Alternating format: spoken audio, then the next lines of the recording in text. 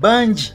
mwogedde ku Entebbe International Airport. Ekyo kikulu nnyo kubanga nze natandika okwogera ku Entebbe International Airport mu 2017 ng'embeera eyo weeri ey'okubeera nga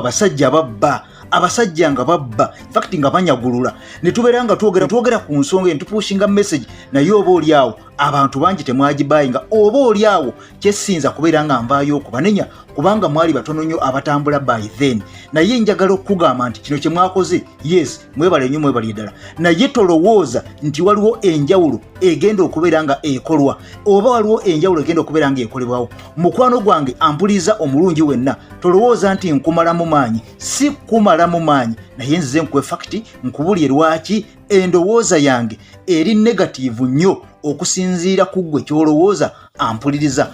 n'okusinziira ku ripooti aba Uganda Civil Aviation Authority gye bazzeemu ampuliriza mukwano gwange baakuzzeemu naye bw'otunuulira message gye bazzeemu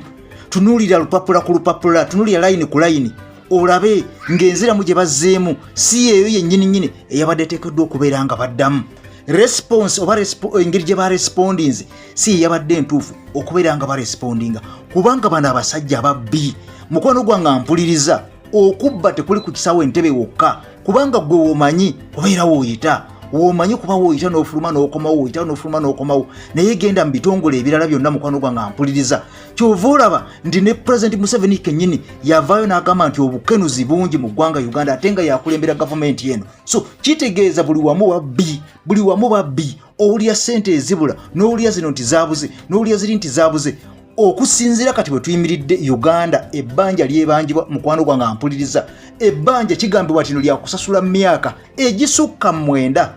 Uganda lweyina okubeera ng'esasula ssente zino ate nga ssente zino zijja kusasulwa ggwe n'omwana wo n'omuzzukulu emyaka 9 ampuliriza bwe tuba that nga tusasudde ate nga Uganda tezzeemu kubeera nga yeewola ssente endala zirimu 86.6 trillion 86.6 trillion ze zibanjibwa ezo sente empitirivu buli trillion erimu billions 100 buli billion erimu million 100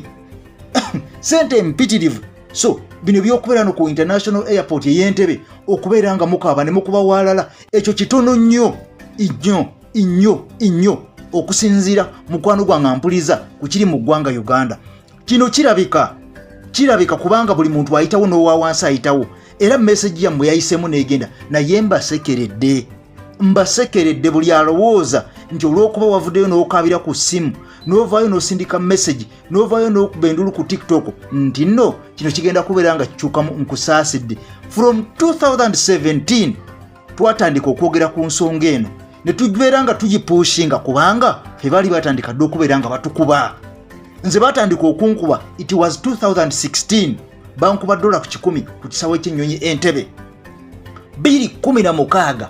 we bankubira ate nga bagenda okukuba nze it means waliwo n'abalala baali bakuba edda emabega so bw'oba otunuulidde obubbi obuli ku kisaawe ky'Entebbe mukwano gwange ampuliriza tolowooza nti waliwo n'ekigenda okukyukamu yadde n'akamu abo abasajja bwe babba ssente balina gye baziripootinga n'abakazi balina gye baziripootinga ate nga gye baziripootinga tewali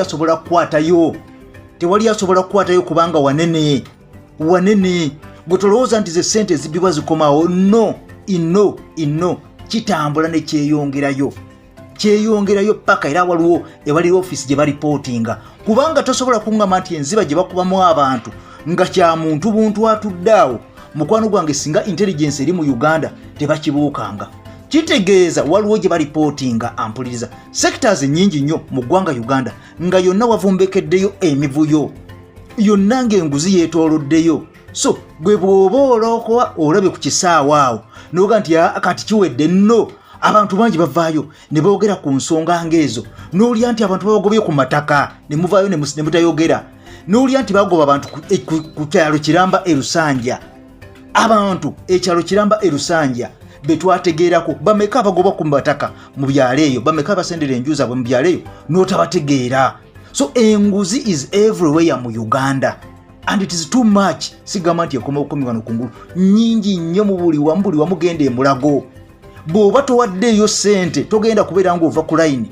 era ono n'awaayo ssente ajja kujja oluvannyuma mujja genda okulaba nga bamukute ku mukono nga bamuyisawo kubanga yawaddeyo ssente ate era batuwaddeyo ssente togenda kufuna ddagala togenda kukolwako lwaki nti sekita zonna nfu kati gwalowooza nti wayogedde ku Entebbe International Airport era Civil Aviation Authority neekuddamu ne baga nti bagenda kukyusamu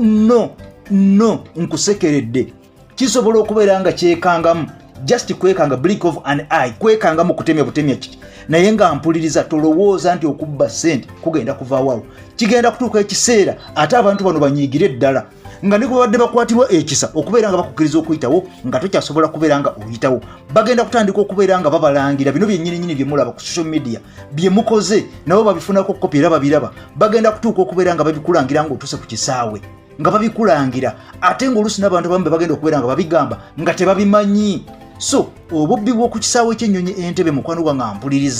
ampuliriza tolowooza nti bukomye leero nze mpise ku kisaawe awo emirundi egisukka mu 7 naye buli mulundi gwempitawo I have to pay money nga nyina tiketi yange nga nyina visa. So naye era message yammwe etuuse kuba kati gwe tolina kyoyinza kukola kisingaawo olina kwogerako bwogezi naye mbakubiriza nkubiza mukwano gwange gwe ampuliriza muveeyo ne ku bintu ebirala tokoma bukomi ku kisaawe ky'ennyonyi Entebbe no muveeyo ne ku bintu ebirala ebiruma abantu bingi nnyo ssente nnyingi ezibbibwa genda mu yunula olabe waliwo ebintu byotasobola kubeera ng'oyogera wano naye genda mu yunula olabe ssente mmeka ezava ezagenda mu leerwe mmeka ezibagamba nti zaabula. So buli wamu bano abasajja bakkubirawo tolinawo ogenda kubeera ng'ogamba nti wano alhamdulillah oba wano tizoke no every corner bana abasajja bakunyigirawo. So ebyokubeera nga International Airport y'Entebbe mubikubye ne mubikuba ne bigenda viral ne bituuka ne ku Civil Aviation Authority mukwano gwange kyabwerere siri wano kumalamu mwanyi siri wano kumalamu moralo siri wano gamba nti kyewakoze tikiri mulamwa buli kyewakoze kituufu nnyo kubanga kyolina okukola most especially abantu abali mu diaspora mwebale nnyo mwebalire ddala mwe mwapushinze message eno nayo amawulire amabi gali nti era egenda kukomaawo tewali kigenda kukyusibwa. I know Uganda mbadde mu Uganda ebbanga I was born in Uganda nfulumye mu bufulumi n'engenda ebweru naye mukwano gwange ampuliriza tewali kigenda kukyukako just gwerinda njagala buli muntu agenda ebweru mweno wiiki etandika naawe ava ebweru mu wiiki netandika bw'oba osobola okubeera ng'orikodinga ng'olina w'orikodingira n'essimu yo omuntu yenna gwagenda okubeera ng'oyitako ku kisaawe teekamu recorder kubanga ya voice eya kamera basobola okukulaba naye just teekamu audio oba voice recorder obeere ng'orikodinga abantu aboyogera nabo onagenda okufuluma ogenda eri gye bakiriyalingira osobola okubeera ng'olinnyonyonyi ojja kuba omaze okubeera nga okukwata abantu abo amaloboozi nga bakusaba ssente oba bw'oba ng'ogenda Uganda ng'ova bweru ng'ovudde eno ng'ogenda Uganda naawe kozesa recorder ojja kumbuulira era ojja kuba otambibwa bumu ng'oli munyiivu nnyo nga mulinga abataakyoogerako. So this is nothing. System yonna volongoto kyolina okumanya mukwano gwange ampuliriza era erina okubeera ng'ekolwako weetaagawo ekyokolwa ky'amaanyi nnyo. Sooka otunule ku mivuyo egiri mu parliament kati tunula ku mivuyo egiri mu parliament essente ezaavulugibwa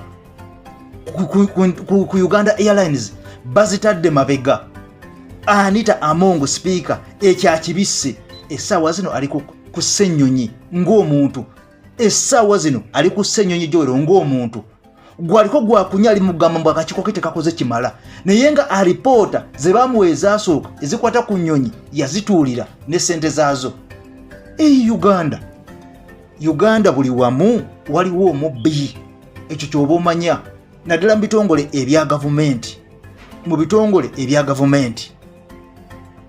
nze ekemasa n'obwombefu nkusaba video gimpere ekigalo bange ekunyumidde mukwano gwange ampuliriza ompya subscribing akona ne kati sobola okubeera nga tutambula ffenna. I sign out for now. Mbaagala nnyo. Peace. Akumata kumira mpera Ssaabasajja Kabaka wangaala.